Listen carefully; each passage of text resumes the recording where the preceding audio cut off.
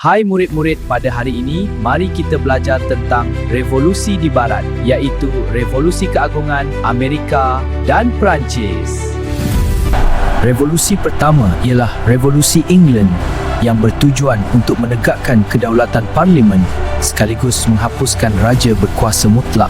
Revolusi ini berpunca daripada tindakan Raja James II yang membelakangkan parlimen dalam penggubalan Undang 2. Keadaan ini menyebabkan rakyat tidak puas hati dengan kuasa mutlak raja.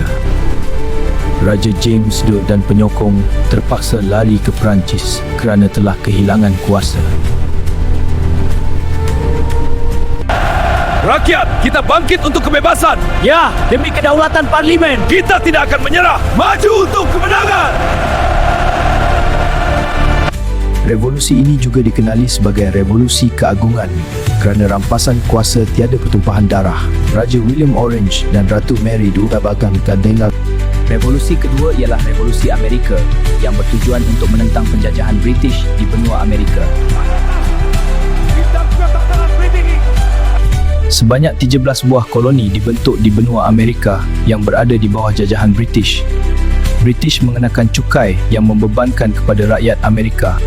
Antara cukai yang diperkenalkan ialah Akta Teh, Akta Gula, Akta Stamp dan cukai pelayaran yang dianggap oleh rakyat Amerika sebagai cukai membebankan.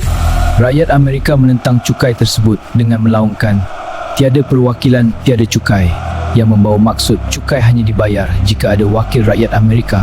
Keadaan ini menyebabkan wakil Amerika iaitu George Washington menjadi presiden pertama Amerika Syarikat mengisytiharkan perang pembebasan terhadap British. Thomas Jefferson dilantik menulis Perlembagaan Amerika bagi mewujudkan sebuah negara Amerika yang berdaulat.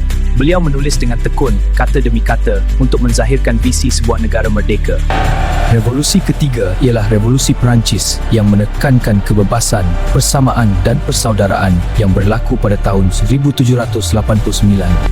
Jean-Jacques Rousseau di dalam Social Contract menekankan kuasa dan suara rakyat lebih unggul dan berkuasa untuk menjatuhkan institusi raja yang zalim dan menindas.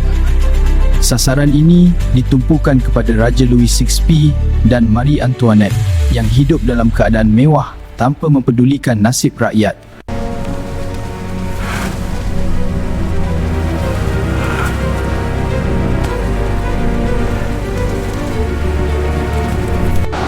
Keadaan ini menyebabkan rakyat Perancis bangkit menentang, menyerbu penjara Bastille lalu menjatuhkan Raja Louis XVI.